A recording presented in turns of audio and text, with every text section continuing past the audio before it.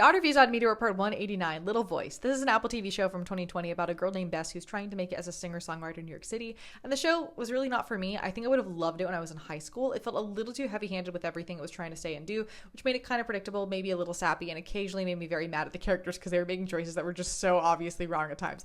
But again, I think when I was younger and was less clued into all of that, I really would have connected with the show, and also the soundtrack is just amazing. Bess has an autistic brother named Louie who was simply not young enough for it to be okay that they called him Buddy the entire show, but I otherwise felt like the was fine. It felt kind of simplistic and lacked depth, but so did every other character of the show, including those in other minority groups. So with that context, I thought it was fine. They had autistic actors playing the autistic characters, which is great. We got to see the depths of his emotion and him clearly stating his needs and feelings, so you could see how things escalated up to a meltdown rather than it seeming super out of nowhere, which I liked.